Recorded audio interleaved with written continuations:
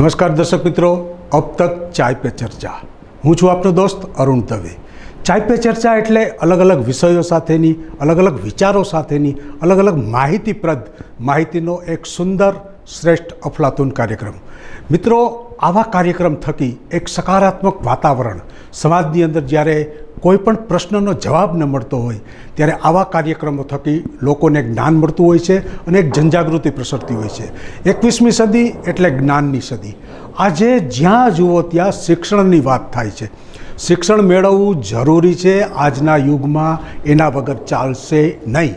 કોઈ પણ તમારી પ્રગતિ હશે તો એની પાછળ શિક્ષણ છે એ મહત્ત્વનો ભાગ ભજવે છે. એટલે આજે આપણે કંઈક શિક્ષણ સાથેની એક અલગ નિર્ણય લેવાયો છે કે ચોપડી સાથે પરીક્ષા આપી શકો. આવી એક મજાની વાત, એક રમૂજની વાત લાગશે, પણ ક્યાંક ને ક્યાંક એની પાછળનો ઉદ્દેશ ખૂબ જ સારો છે. અને એ વિષયક ચર્ચા, એ વિષયક વાતો, એ વિષયક નિર્ણય શું કામ લીધો, આવી અલગ અલગ વાતો આજે આપણે નિષ્ણાત ડૉક્ટર અનિલ અંબાસણા સાથે કરવાના છે. અંબાસણા સાહેબ સૌરાષ્ટ્ર યુનિવર્સિટીના શિક્ષણ ભવનના વડા તરીકે પણ રહી ચૂક્યા છે અને અલગ અલગ પ્રકારની ટીચર્સ ટ્રેનિંગ પણ તેઓ આપી રહ્યા છે. તો આજે આપણે સીધી એની સાથે વાત કરીશું. સર, પહેલાં તો આપનું હાર્દિક સ્વાગત છે. નમસ્કાર. હવે સર, પહેલો જ પ્રશ્ન એ થાય કે મૂલ્યાંકનમાં ફેરફાર શું કામ કરવો પડ્યો? કે પરીક્ષાઓ લેવાય છે માટે ભણવું જોઈએ કે ભણીએ છીએ એટલે પરીક્ષા લેવાય છે? તો આમ જોઈએ તાર્કિક રીતે તો વિદ્યાર્થીઓ ભણે છે એટલે એ લોકોની પરીક્ષા લેવાય છે. એ લોકો બરાબર ભણ્યા કે નહીં, કેટલું ભણ્યા, એની પ્રગતિ કેવી છે, કચાશ ક્યાં છે, એનો ખ્યાલ આવે. એટલે તમે જે વાત કરો છો મૂલ્યાંકનની, બરાબર, તો મૂલ્યાંકન એટલા માટે કરતા રહેવું પડે કે વિદ્યાર્થીનો વિકાસ યોગ્ય દિશામાં યોગ્ય રીતે થાય છે કે કેમ, અથવા એની કચાશો ક્યાં રહે છે. આ ઉપરાંત માત્ર વિદ્યાર્થી નહીં, શિક્ષકનો પણ એમાં મૂલ્યાંકન થાય છે. જ્યારે કોઈ શિક્ષકના વર્ગખંડમાં મોટાભાગના વિદ્યાર્થીઓ નાપાસ થતા હોય, ફેલ થતા હોય, તો સ્વાભાવિક પ્રશ્ન થાય કે વાંક વિદ્યાર્થીઓનો છે કે શિક્ષકનો છે. ટૂંકમાં શિક્ષક અને વિદ્યાર્થી બંનેનું કોઈને કોઈ રીતે જે મૂલ્યાંકન થાય એ મહત્ત્વનું છે. મૂલ્યાંકનમાં ફેરફાર વિશેની વાતની બહુ સરસ વાત કરી. ક્યાંક ને ક્યાંક આપણે જોઈએ અંબાસણા સાહેબ, ખાસ કરીને જ્યારે વય કક્ષા આધારિત ક્ષમતાની વાત આવતી હોય છે તો કે પહેલાં ધોરણનું બાળક તો મૂલ્યાંકનમાં અલગ પદ્ધતિ આપણી હોઈ શકે છે, એવી રીતે બોર્ડમાં જુદું હોઈ શકે છે. તો આવા જે ફેરફારો સાથેની જે વાત છે એમાં એક એવો શબ્દ આવે છે કે સતત અને સર્વગ્રાહી. તો ક્યાંક ને ક્યાંક આખું વર્ષ દરમિયાન જે ભણતું બાળક છે એનું ઓવરઓલ મૂલ્યાંકન કરવાની જે વાત હતી, તો એમાં પણ હવે બદલાવ આવી રહ્યો છે. રાષ્ટ્રીય શિક્ષણ નીતિ 2020 ધીમે ધીમે લાગુ પડી રહી છે. આજે 2025 ચાલી રહી છે, ત્યારે હમણાં જ તાજેતરમાં જ CBSE બોર્ડે એવો નિર્ણય લીધો છે તમે બુક સાથે તમે પરીક્ષા આપી શકો, ઓપન બુક એક્ઝામ. અને આ એટલા માટે કર્યું છે કારણ કે 23ની અંદર એને એક પાયલોટ પ્રોજેક્ટ કર્યો હતો. એ પાયલોટ પ્રોજેક્ટમાં ઘણા બધા શિક્ષકોએ એના જે રિઝલ્ટ છે એ સારા આપ્યા હતા. એને કારણે આ એક પાયલોટ પ્રોજેક્ટ પછી એને સંપૂર્ણ મંજૂરી આપી છે. તો ઓપન બુક એક્ઝામ એ પહેલાં તો કન્સેપ્ટ કેવો હોઈ શકે, શું થઈ શકે, કારણ કે આપ ઘણા વર્ષોથી શિક્ષણ ક્ષેત્રે સંકળાયેલા છો, તો ઓપન બુક એક્ઝામથી એના ફાયદા ગેરફાયદા ઘણું બધું હોય છે, પણ ઓપન બુક એક્ઝામ છે એનો આખો કન્સેપ્ટ શું હોઈ શકે? આપની વાત સાચી છે. સૌ પહેલાં ઓપન બુક એક્ઝામિનેશન શું છે એ સમજી લેવું પડે, તો જ આપણને એની પ્રક્રિયાનો ખ્યાલ આવે. ઓપન બુક એક્ઝામિનેશન એ બીજું કંઈ નથી. વિદ્યાર્થી જ્યારે પરીક્ષા આપે છે, પ્રશ્નપત્રના જવાબ આપે છે, તો અત્યારે પરિસ્થિતિ કેવી છે, કોઈ પણ પ્રકારનું પુસ્તક લઈ નહીં જવાનું, બધું યાદ રાખવાનું. યાદ ન રહે તો એક પ્રકારનું તાણ ઉત્પન્ન થાય, અથવા ચોરી કરવા માટે આજુબાજુમાં જોવું, ચિઠ્ઠીઓ બનાવી, આ તાણ છે એ આવા બધા રસ્તા ઉપર બાળકને લઈ જાય. તો ઓપન બુક એક્ઝામિનેશનમાં વિદ્યાર્થીઓને બુક આપવામાં આવે છે. એ બુક વિદ્યાર્થીઓને જવાબ લખવામાં ક્યાંક અડચણ પડતી હોય તો મદદ કરે છે. એનો અર્થ એવો નથી થતો કે દરેક પ્રશ્નપત્રનો દરેક પ્રશ્નનો જવાબ બુકમાંથી શોધવો. વિદ્યાર્થી પોતાએ પણ મહેનત કરવાની છે. એ મહેનતમાં એક સહાયક તરીકે મદદરૂપ થાય. હવે આમ જુઓ તો ઓપન બુક એક્ઝામિનેશનના 2 સ્વરૂપો છે. એક સ્વરૂપ એ છે પાઠ્યપુસ્તક, એટલે કે બધા વિદ્યાર્થીઓ વાપરતા હોય એવા પ્રકારનો સોર્સ. અને બીજું છે પાઠ્યપુસ્તક ઉપરાંત પોતાનું સાહિત્ય, એટલે એને જે પ્રશ્ન જવાબ તૈયાર કર્યા હોય, નોટ બનાવી હોય, કંઈ પણ કર્યું હોય એ. એટલે એક છે ઓથોરાઇઝ પહેલું, અને બીજું છે અનઓથોરાઇઝ તો નહીં કહીએ પણ ઓથોરાઇઝ સિવાયનું, જેમાં પોતાનું પણ આવે છે. એટલે આમ પાઠ્યપુસ્તકના 2 પ્રકાર પડશે. હવે સવાલ એ છે કે આ ઓપન બુક એક્ઝામિનેશન લેવા માગીએ છીએ તો એમાં કયા પ્રકારનું લેશું? ખાલી પાઠ્યપુસ્તક કે સાહિત્ય સાથેનું સોર્સ? કારણ કે આપણે અમરશા સાહેબ જોઈએ તો એક સંદર્ભ સાહિત્ય, આજની તારીખે જ્યારે આપણે કોઈ પણ વસ્તુ લખતા હોય છે ત્યારે એના કનેક્ટેડ જે સાહિત્ય હોય છે એ આપણે તૈયાર રાખતા હોય છે. તો 9મા ધોરણમાં જ્યારે સ્ટાર્ટ કરવામાં આવી રહ્યું છે, બરાબર છે, તો 10મું, 11મું ને 12મું એક કારકિર્દીલક્ષી આખા સ્ટેપ આવે છે, અને 1 થી 8 છે એ અત્યારે આપણે પ્રાઇમરી અને ઉચ્ચની અંદર આપણે લીધા છે. તો જે નવી ટેકનિક જે આવે છે એમાં એના મુખ્ય ફાયદા ગણીએ તો આપણે કેવા કેવા હોઈ શકે? દાખલા તરીકે એક તો તમે કીધું કે ભાઈ તાણ ઘટશે, બરાબર છે, તો એને તૈયારી વ્યવસ્થિત રીતે કરવી પડશે. તો એ સિવાયના એના ઘણા બધા ફાયદાઓ હશે. સપોઝ કોઈ બાળક છે એને 100માંથી 100 નથી જોતા, એને ફક્ત 60-70 માર્ક જ જોઈશે, તો એને સુગમતા પડે કે ન પડે, નાપાસ થવાના ચાન્સીસ કેટલા રહીએ, તો આના ફાયદા શું હોઈ શકે? પહેલો ફાયદો જો આપણે ગણીએ મહત્ત્વનો, તો એ બાળકનું સર્વાંગી મૂલ્યાંકન થશે. અત્યારે પરિસ્થિતિ શું છે? માત્ર ગોખણપટ્ટી, સ્મૃતિ ઉપર આધારિત આપણી પરીક્ષાઓ છે, અને તાણના સંદર્ભમાં વિસ્મૃતિ થતી હોય છે. છોકરાએ બધું વાંચ્યું હોય, તૈયાર કર્યું હોય, છતાં પરીક્ષાના દિવસે બીકને કારણે એ ભૂલી જાય છે. રાઈટ? તો માત્ર વિસ્મૃતિ ઉપર પરીક્ષાઓ ન લઈ જવી, એને આધારે મૂલ્યાંકન ન કરવું, પણ એનો સર્વાંગી વિકાસ થાય. આના માટે શિક્ષણશાસ્ત્રમાં કહેવાય છે, બેન્જામિન બ્લૂમ એમને મૂલ્યાંકન કેમ થાય એના માટેના મુદ્દાઓ આપેલા. તો પહેલું એમણે નોલેજ કીધું. નોલેજ એ શું છે? તો કાંઈ પણ તમે વાંચો અને યાદ રાખો, એના વિશેની તમારી પાસે માહિતી હોય, અને જ્યારે કોઈ પૂછે ને તમે એ રિપ્રોડ્યુસ કરો, આપો. પછી બીજું છે સમજ, કારણ કે જ્ઞાન તો ગોખીને પણ યાદ રહે. સમજ છે એ જ્ઞાનનો ઉપયોગ છે, બરાબર? તો જ્ઞાન, સમજ, પછી ઉપયોજન. તમે જે કંઈ સમજ્યા છો એનો ઉપયોગ ક્યાં કરશો? એટલે આનું એક સાદું ઉદાહરણ આપું. દાખલા તરીકે કોઈ મિકેનિક બાઇક રિપેર કરે છે, બરાબર, અને એક મિકેનિક ગાડી રિપેર કરે છે, મોટરકાર, બરાબર. તો બેયની સમજ અને બેયની સમજણમાં તફાવત હશે. બે પોતપોતાના ફિલ્ડમાં માસ્ટર છે, પણ બાઇકવાળો જો ધારે તો ગાડીવાળા મિકેનિકની પાસેથી સમજણ મેળવી શકે અને એ પણ પ્રયોગ કરી શકે. ટૂંકમાં મળેલું જ્ઞાન જુદી પરિસ્થિતિમાં કેમ વાપરી શકાય એ સમજણ સાચી સમજણ છે.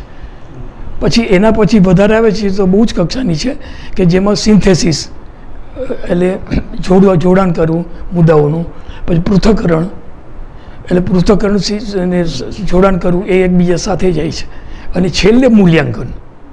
તો આવી રીતે સમજણ ડેવલપ થાય એ જરૂરી છે, જેને કારણે ઉપયોગિતાના મૂલ્યો ડેવલપ થશે અને ભવિષ્યમાં એમને કામ આવશે.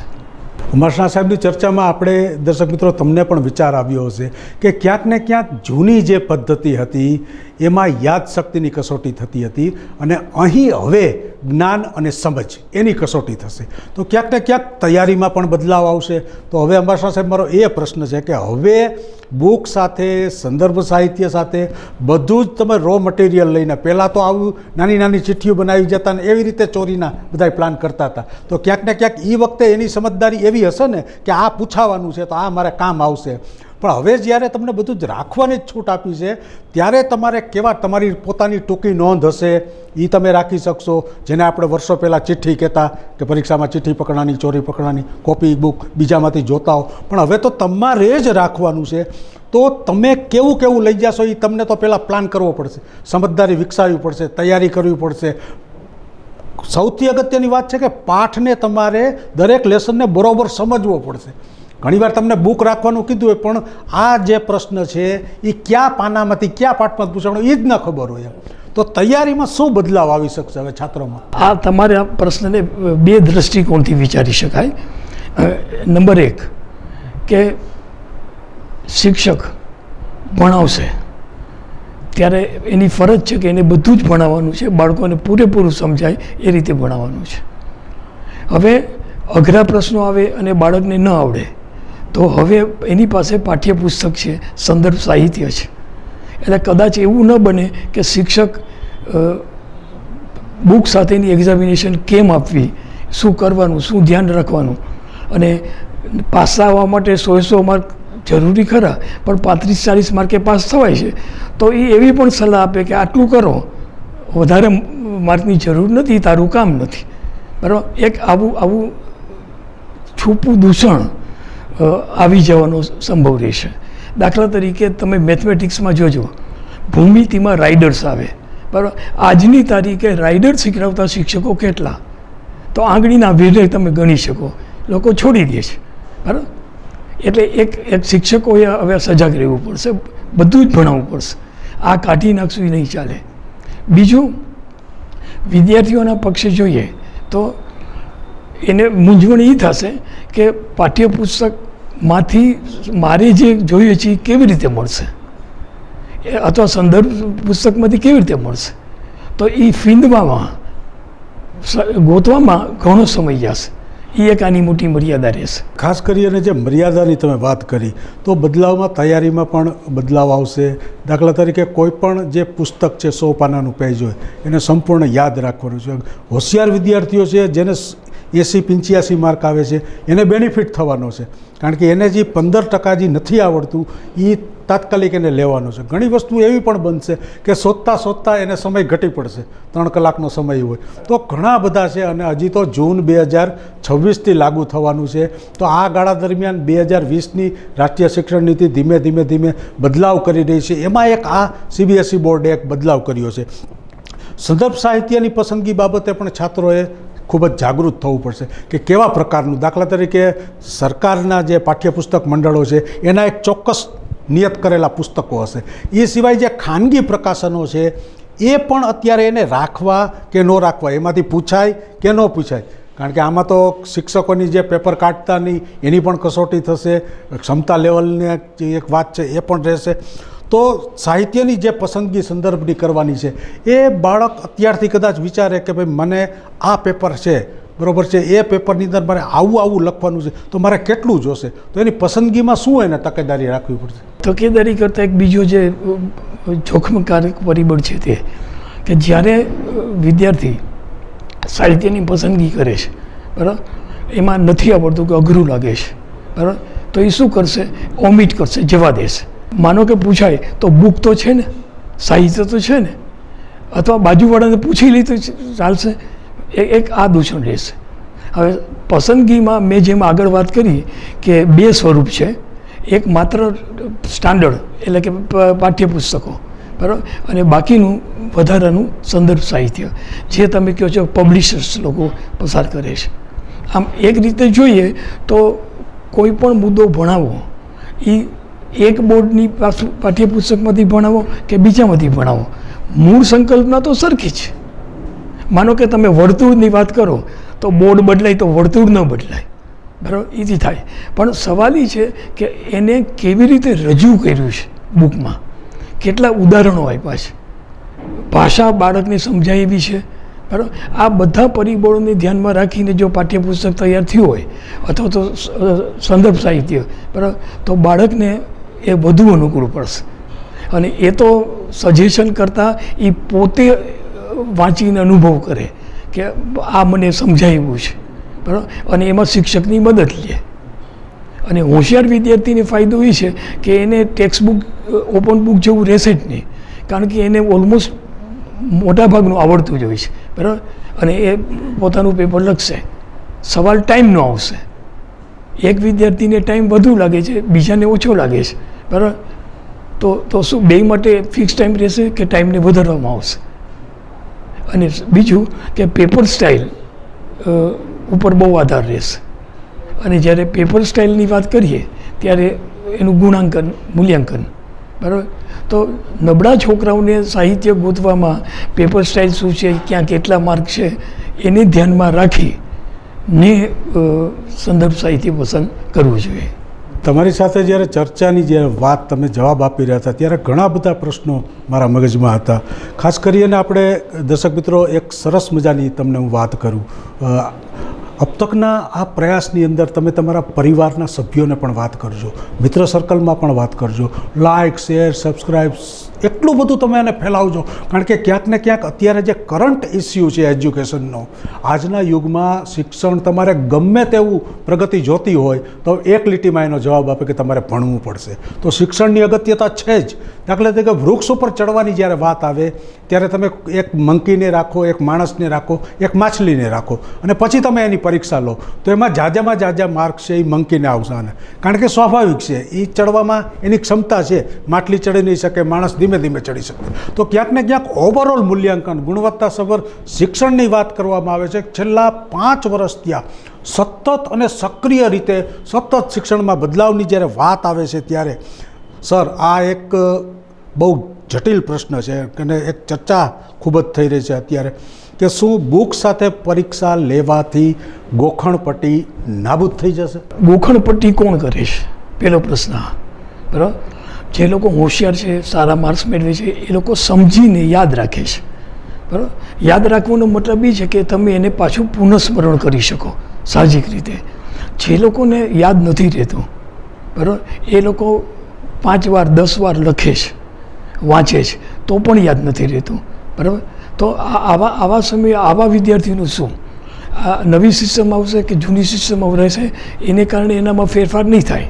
પણ જો અમુક વિષય એવા છે, તમે ક્યારેય શાળામાં ભણતા હતા ત્યારે અનુભવ કર્યો છે, પરિણામ આવે ત્યારે તમે જોજો કોઈક શિક્ષક તમને પૂછશે કે અરુણ મેથમેટિક્સમાં કેટલા આવ્યા, ઇંગ્લિશમાં કેટલા આવ્યા, બરાબર, સાયન્સમાં કેટલા આવ્યા. તમને કોઈએ ક્યારેય ચિત્રમાં કેટલા આવ્યા એવું પૂછ્યું છે? સમાજ વિદ્યામાં કેટલા આવે એ પૂછ્યું છે? ભાષાઓ અને આ વિષયોને કોઈ વિષય ગણતા જ નહોતા જૂની સિસ્ટમમાં. હવે નવી સિસ્ટમમાં બધાને ગણવા પડશે. આ એક એનું બેનિફિટ છે. બીજું કે સમાજ વિદ્યા, ઇતિહાસ, આ બધા વિષયોમાં તારીખો આવે છે અને પ્રશ્નનો જવાબ તારીખને આધારે આપવાનો હોય છે. બરાબર. પછી એવી રીતે તમે મેથમેટિક્સમાં જુઓ તો સૂત્રો આવે છે.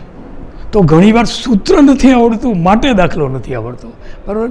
તો આવા જે વિષયો છે કે જેમાં સૂત્રો કે નામ યાદ રાખવાના, સમય રેખા પ્રમાણે કામ કરવાનું, ક્રમમાં કરવાનું, એ જ્યારે મુશ્કેલ પડતું હોય ત્યારે ઓપન બુક એક્ઝામિનેશન એ લોકોને ફાયદો કરાવશે. બોર્ડે એવો પણ નિર્ણય લીધો છે કે અમુક ચોક્કસ વિષયની જ એ ઓપન બુક એક્ઝામ લેવામાં આવશે. કારણ કે ઘણા બધા એના જે પાયલોટ પ્રોજેક્ટમાં એને સૂચનો મળ્યા એને કારણે દાખલા કે સાયન્સ છે, મેથ્સ છે, આવાની ક્યાંક ને ક્યાંક કદાચ એ નહીં લે એવું પણ અત્યારે સંભળાઈ રહ્યું છે. પણ ચોક્કસ એની જે માર્ગદર્શિકા છે, ગાઈડલાઇન છે, એ આવશે ત્યારે પર્ટિક્યુલર ખ્યાલ આવશે. પણ આજે વર્ષોથી તમે શિક્ષણ સાથે સંકળાયેલા છો. દાખલા તરીકે આજથી 20 વર્ષ પહેલાં તમને કહેવામાં આવ્યું હોય કે ભાઈ આ એક ઓપન બુક એક્ઝામ લેવી છે, તો કયા કયા વિષયની ઓપન બુક એક્ઝામ લઈ શકાય તમારી દ્રષ્ટિએ આટલા વર્ષો? જ્યારે આપણે કોઈ બુકની વાત કરીએ છીએ ત્યારે અભ્યાસક્રમની વાત આવે. અભ્યાસક્રમ ઉપરથી પાઠ્યપુસ્તક બને. બરાબર. હવે અભ્યાસક્રમનો હેતુ શું છે? બરાબર.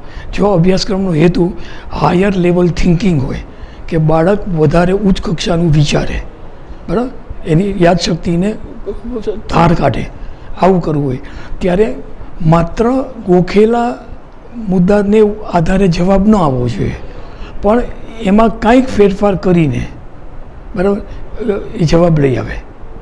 એટલે જેને કહે ને એપ્લિકેશન.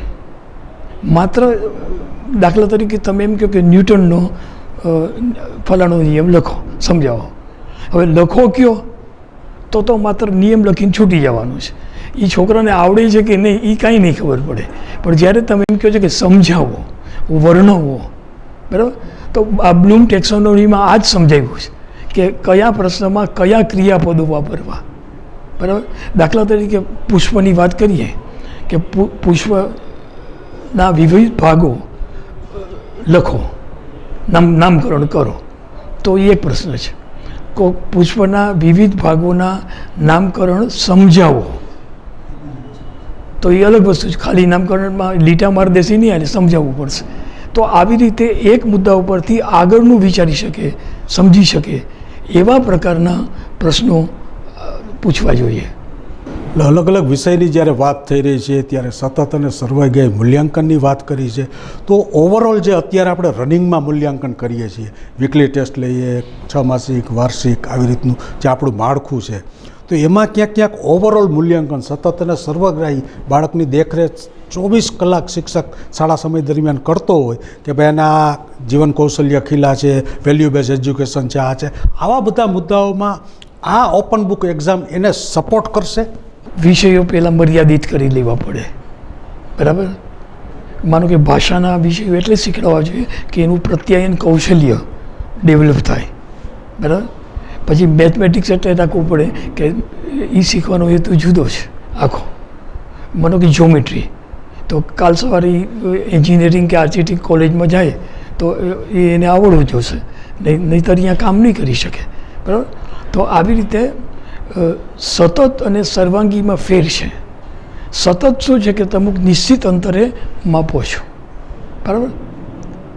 દાખલા તરીકે હું મારી વાત કરું કે હું ઇન્ફોર્મેશન ટેકનોલોજી ઇન એજ્યુકેશન આ ભણાવતો, બરાબર. પછી એક ચેપ્ટર પૂરું થાય એટલે ટેસ્ટ લઉં. ટેસ્ટ નાની, કારણ કે પાઠ એક જ છે, મહત્ત્વના મુદ્દાઓ એને આધારે ટેસ્ટ લઈએ. એ ટેસ્ટ બાળકો એના જવાબો આપે, પછી સ્કોરિંગ હું નથી કરતો, કારણ કે મારા વિદ્યાર્થી મોટા હતા. હું બોર્ડ ઉપર લખું કે પહેલાંનો જવાબ આ, બીજાનો જવાબ આ, અને સેલ્ફ એનાલિસિસ એ લોકો ચેક કરે. ત્યાં હેતુ એ હતો કે એ સુધારી ન નાખે, ખોટું છે એનાથી સાચું ન કરે, આ મારી અપેક્ષા હતી, બરાબર. અને એમાં હું સફળ થયો છું. એમાં પ્રશ્ન એ થાય કે જ્યારે મારો જવાબ સાચો છે, તમારો જવાબ ખોટો છે, તો તમે વિરોધ કરશો, બરાબર, કે સાહેબ એ નહીં, આ જવાબ આવે. બાકીના છોકરાઓને પૂછો તો એક પ્રકારની જેને કે આમ ચર્ચાઓ થાય, સાચો છે તો શું કામ, ખોટો છે તો શું કામ. એક પીરિયડ જાય એટલે એક ચેપ્ટરનું સરસ રીતે મૂલ્યાંકન થઈ જાય. યુનિટ ટેસ્ટની વાત કરીએ, સતત ટેસ્ટની વાત કરીએ, બરાબર, ત્યારે એક યાદ રાખવાનું કે એ પેપરનું કદ નાનું હોવું જોઈએ. શું કામ? તો કે પરીક્ષા આપવા માટેનો સમય અને ચેક કરવા માટેનો સમય વેડફાય નહીં. બીજું, એને કયા હેતુથી તમે પરીક્ષા લીધી. માફ કરજો, મારા આટલા વર્ષના અનુભવ પરથી હું કહી શકું કે બહુ જ ઓછા શિક્ષકો એવા છે કે જેને હેતુની ક્લેરિટી હોય છે. બાકી તો મનમાં આવ્યો એ પ્રશ્ન લખી નાખે છે, બરાબર. તો જો હેતુસર 5 પ્રશ્ન 4 પ્રશ્ન વધારે નહીં, બરાબર, નો ઉપયોગ કરો તો સતત પણ થશે, વર્ષને અંતે આખા કોર્સનું મૂલ્યાંકન થઈ જશે અને વિદ્યાર્થીઓ ઉત્સાહથી આપશે. કારણ કે ટેસ્ટ નાની છે, તરત જ લ્યો છો, માર્ક સારા આવે છે, અને માર્ક સારા આવે ગુણ એ એક પ્રકારનું મોટિવેશન છે. સ્વ મોટિવેશન એ છે, અને શિક્ષક પોતે પણ મોટિવેશન આપી શકે. એટલે મારી દ્રષ્ટિએ વિચારીએ તો ટેસ્ટ છે એ પ્રમાણમાં નાની, કયા હેતુ માટે માપો છો તે, એમાં ખોટું જે પડે એ ધ્યાનમાં લઈ એનું નિદાન કાર્ય. ચોકડી મારી દીધી એનાથી હેતુ સરતો નથી, એ ચોકડીમાંથી રાઈટ કેમ થાય એ આપણે જોવાનું છે, બરાબર. એટલે ટૂંકમાં ક્ષમતા વાઇઝ જે બાળક આગળ વધે એ પણ જરૂરી છે. નિદાનાત્મક જે કસોટીની વાત છે એ ક્યાંક ને ક્યાંક પણ જરૂરી છે.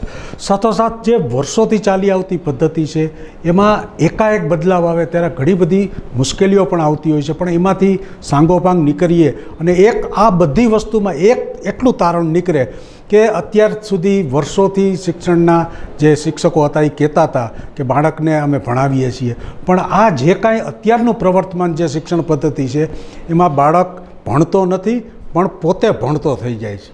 શિક્ષક ક્યારેય ભણાવી શકતો નથી. હવે આ જે ઓપન બુક એક્ઝામની વાત આવી ત્યારે બાળકે ચોક્કસ ભણવું પડશે. ભલે એ 100% સાહેબ સાચો જવાબ લખશે બુક્સમાંથી, સમય એને વધુ જશે, જે કાંઈ પ્રક્રિયા થશે એ, પણ જે લખશે એ 100% સાચું લખશે, કારણ કે ઓથેન્ટિક સાહિત્યમાંથી જ લખે છે. પોતાના વિચારો નથી. એટલે એને સમજ કેળવવી પડશે, એને આખું જે શીખવાની પ્રક્રિયા છે એનું પ્લાનિંગ અલગ રાખવું પડશે. હવે પ્રશ્ન અહીંયા આવે છે કે આપણે વિદ્યાર્થી બાબતે જ અત્યાર લગી ચર્ચા કરી. હવે હું ગણિતનો શિક્ષક છું, બરાબર છે, કે સાયન્સનો ટીચર છું. મારે પેપર જ્યારે કાઢવાનું મને કામ સોંપવામાં આવે છે ત્યારે હું એવા પ્રશ્નો કાઢીશ કે સંદર્ભ સાહિત્યમાંથી એને ગોતતા વાર લાગે, બરાબર. એટલું તો મારામાં ક્રિએટિવિટી વિકસાવવી પડશે. કારણ કે આપણા પૂર્વ રાષ્ટ્રપતિ કલામ સાહેબે એકવાર એવી વાત કરી હતી કે બુક એવડી બધી એને મોટી આપો 300-400 પાનાની, અને શિક્ષકોને કીધું કે તમે એવી રીતે ક્રિએટિવ, તમે બુક્સમાંથી જ પણ તમે એના શબ્દો અલગ અલગ ફેરવી, ભાષાકીય ફેરફાર કરી, જેથી બાળક મૂંઝાઈ જાય કે આ છે કે આ છે. તો શિક્ષકોનું ક્રિએશન વધશે, પેપરની જે સ્ટાઇલ છે, એની પેટર્ન છે, એમાં પણ ફેરફારો રહેશે. તો ઘણું બધું જ્યારે બદલાવ આવી રહ્યો છે ત્યારે પેપર જે કાઢનારા શિક્ષકો છે એના વિશે સર તમે શું કહેશો? એને કેવી તૈયારી સાથે કરવું પડશે? ઓપન બુક એક્ઝામિનેશન આ નવો શબ્દ નથી. હું આની પર બહુ વિચાર કરતો હતો, તેમાંથી મને આ મુદ્દો મળ્યો. અને બીજું, open book examination pre primary કે પ્રાઇમરીથી શરૂ કરી અને ડિપ્લોમા કે ડિગ્રી સુધી પણ જઈ શકાય. હવે તમે સેજ તમારા ભૂતકાળને યાદ કરો કે જ્યારે તમે પાટીને પેન લઈ અને શાળાએ ગયા તો શિક્ષક બોર્ડ ઉપર કને કાંઈ નહીં ક લખે છે, એકવાર લખે છે, બે વાર લખે છે, પછી તમને લખવા આપે છે. હવે તમારે શું લખવાનું છે? તો કે સામે જે છે તે. તો એ ઓપન બોર્ડ કહો કે ઓપન બુક કહો તો સરખું જ છે, રાઈટ.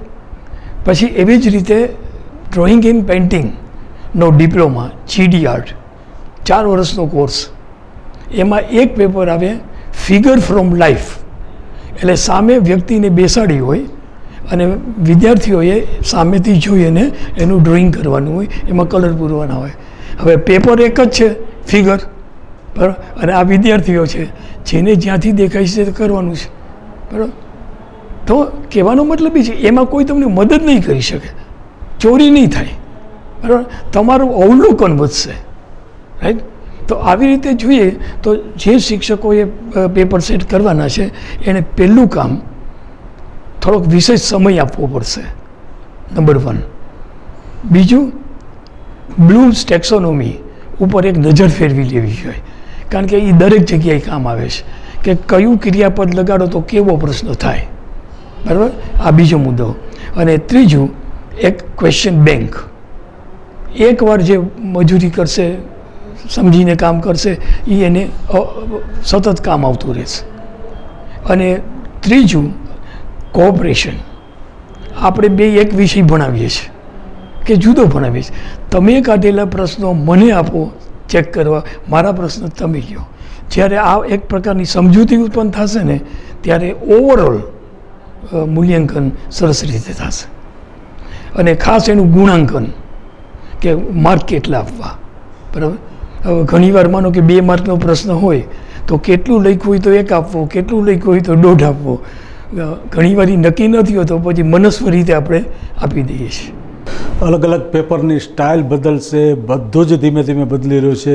એવી પણ ચર્ચા થઈ રહી છે કે અત્યારે જે 9મું ધોરણ એ માધ્યમિક હાઈસ્કૂલમાં રાખવામાં આવ્યું છે એને પણ પ્રાઇમરી 8મું આવી ગયું છે, 9મું એમાં. એટલે સ્ટાર્ટિંગથી શરૂ કરી અને 1 થી 9 સુધી એ પ્રાથમિક, ઉચ્ચ પ્રાથમિક અને ત્યારબાદ હાયર સેકન્ડરી. એવી રીતે અર્લી ચાઇલ્ડ એજ્યુકેશન સિસ્ટમમાં lower KG, higher KG, senior KG, આ રીતના જે આખા જે મહત્ત્વની વાત છે. તો 3 ફેક્ટર છે. તો સાહેબ, હવે અંતિમ પ્રશ્ન આપણે એ લઈએ કે અત્યાર સુધી વર્ષોથી શિક્ષણમાં જેને પૂછો, દાખલા કે આપણા જેવા શિક્ષણની ચિંતા સતત કરતા હોય તો આપણે તરત જ એને 10 ફેરફાર કહી દેતા હોય છે કે ભાઈ આટલું કરો, આટલું કરો. નવી શિક્ષણ નીતિ આવી છે 2020ની જ્યારે વાત છે, આજે 2025 થયું. 5 વર્ષમાં ધીમે ધીમે બદલાવ આવી રહ્યા છે. હજી સંપૂર્ણપણે ક્યાંય લાગુ થઈ નથી. અમુક રાજ્યોમાં છે, અમુકમાં નથી. આવા ઓપન બુક એક્ઝામની વાત આવી રહી છે. અલગ અલગ બોર્ડનું અસ્તિત્વ છે. ઘણા રાજ્યો પોતાનું બોર્ડ ચલાવી રહ્યા છે. પોતાના રાજ્ય પાઠ્યપુસ્તક મંડળના પુસ્તકો પણ પોતાના હોય છે, છતાંય ખાનગી પ્રકાશનના હોય છે. ખાનગી શાળાઓ પોતાની રીતે મનગઢત નિર્ણયો લેતી હોય છે. સરકારમાં એની ગાઈડલાઇન મુજબ, પરિપત્ર મુજબ નિર્ણયો લેતા હોય છે. તો આવા બધા વાતાવરણમાં એક પ્રજાજોગ સંદેશની વાત હોય, દાખલા તરીકે સામે બેઠા છે બધા જ મા બાપોના સંતાનો છે, શિક્ષક છે, દાખલા કે કોઈ એક મા છે એ 100 શિક્ષક બરાબર છે, તો શિક્ષકો 5 કલાક ભણાવે છે, મા છે એ બાકીના 17-18 કલાક એની સાથે છે. તો એક પ્રજાજોગ સંદેશ કે શું કરવું જોઈએ, શાળા એની રીતે કરશે, પણ તમારે પરિવારની દૃષ્ટિએ એ સંતાનને, દાખલા એક સૌથી અગત્યની બાબત છે કે પ્રેમ, હૂંફ અને લાગણી તો પહેલાં દેવા જોઈએ, શિક્ષણની બધી વાત પછી. કારણ કે એ જે મહત્ત્વનું ન મળે તો એને કારણે ઘણીવાર બાળકમાં ગુસ્સો, ચીડ, આવું બધું આવે. હમણાં જ તાજેતરમાં દર્શક મિત્રો તમે ઘટના જોઈ હશે, તો બાળક ઘણીવાર ખૂબ જ ખુન્નસતા એનામાં આવી જતી હોય છે, કોઈ પણ વસ્તુનો પ્રહાર કરતા હોય છે. તો આવા ઘણા બધા ફેક્ટરો છે, એ ક્યાંક ને ક્યાંક એને પ્રોપર શિક્ષણ મળ્યું નથી. ઘરનું શિક્ષણની વાત કરીશું તો દર્શક મિત્રો ખાસ તમે તમારા સંતાનોને પ્રેમ, હૂંફ અને લાગણી અને એને વિશ્વાસ એવો હોવો જોઈએ કે ના, મારા મા બાપ મારી સાથે છે, હવે મને દુનિયાની કોઈ તાકાત અટકાવી ન શકે. જો શિક્ષણ આ છે, કંઈક તમને આવડશે ને તો તમે આગળ વધશો. એટલે લાઈફ સ્કિલ જે વાત છે, જીવન કૌશલ્યની વાત છે, દાખલા તરીકે હું ભલે 10મામાં મને 80-90% આવ્યા, પણ મને ફ્યુઝ બાંધતા આવડે છે નહીં, તો આ એક વેલ્યુ બેઝ એજ્યુકેશનની વાત છે. તો એની સાથે પ્રેરણાત્મક વાતો છે શાળાની અંદર થતી રહે, પણ આપણે પરિવારના સંતાનને જ્યારે એક સારું શિક્ષણ આપવું છે ત્યારે આપણે પણ ભોગ આપવો પડશે, એને સમજવો પડશે, સાંભળવો પડશે. અમારા સાહેબ ખાસ એક આપનો ટૂંકમાં સંદેશ મા બાપોને, સરકાર તો એની રીતે નિર્ણય લેશે, જ્યારે પરિવર્તન આવવાનું જ છે અને એના ભાગરૂપે આપણે રહેવાનું છે, તો બાળકનો આત્મવિશ્વાસ, એમાં એ ખાસ કરીને પ્રાથમિક શાળા સુધીના બાળકોનો આત્મવિશ્વાસ વધે, તમે એની સાથે છો, એ બહુ મહત્ત્વનું છે. આ કોના જેવું છે કે અમુક મા બાપ ભણેલ ગણેલ હશે, એ બાળકને મદદ ચોક્કસ રીતે કરતા હશે, પૂછતા હશે. અમુક મા બાપ છે એ ભણેલા નહીં હોય અથવા ઓછું ભણેલા હશે, બરાબર. મા બાપ ગમે તે હોય, ભણેલા કે ઓછું એ મહત્ત્વનું નથી, પણ ખાલી એટલું પૂછો શાળાએથી આવે ત્યારે, બરાબર, કે બેટા મજા આવી, શું ભણ્યો, હોમવર્ક આપ્યું છે. આજની તારીખે પણ હું મારા પૌત્રને પૂછું છું કે હોમવર્ક આપ્યું છે, બરાબર. શું કામ? કે એ હોમવર્ક નિયમિત રીતે કરે, સરખી રીતે કરે, એ જરૂરી છે.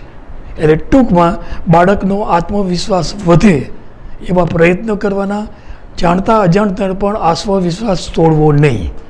અને બીજું, ખાલી એટલું પૂછો, સ્કૂલમાં મજા આવી, શું ભણાવ્યું, કયા વિષયમાં મજા આવી, બરાબર, શું ભણાવ્યું, એ જે બોલે તે આવડતું હોય આપણને તોય ઠીક છે, ન આવડતું હોય તો ઠીક છે, પણ બાળક બોલશે, બરાબર. અને બાળક બોલશે ત્યારે એનો આત્મવિશ્વાસ છલકવો જોઈએ.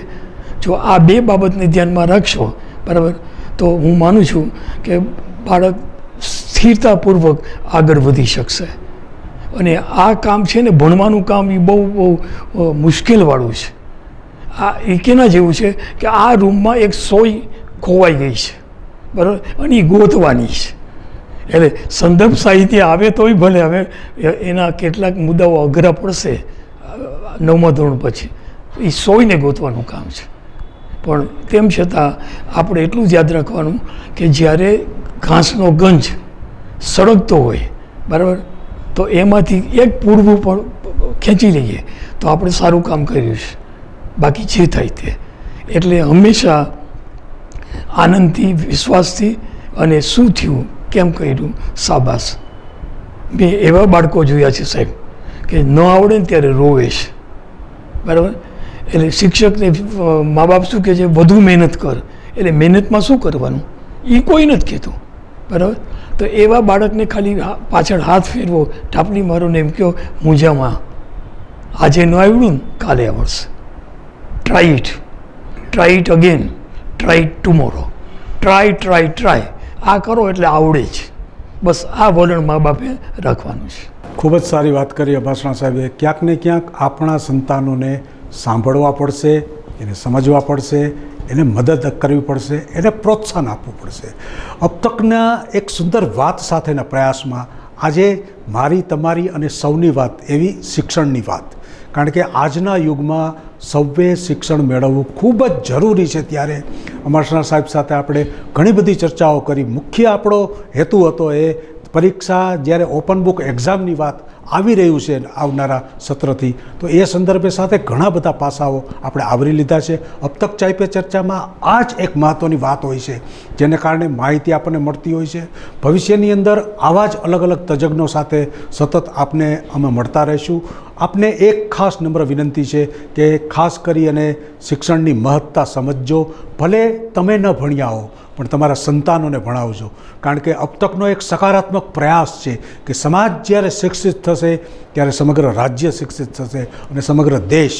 તો વિશ્વના તમામ દેશોમાં ટોચની અગ્રતાએ આરોગ્ય અને શિક્ષણ છે. તો આપણે આ બે વસ્તુ ઉપર ધ્યાન આપીએ અને આપણે શિક્ષણ ન લીધું હોય તો પણ આપણા સંતાનોને ટોચે પહોંચાડીએ. એ જ આજની આ ચર્ચાનો મુખ્ય હેતુ હતો. ફરી મળીશું, ત્યાં સુધી આપના દોસ્ત અરુણ દવેને આપશો રજા. ચાલો, આવજો.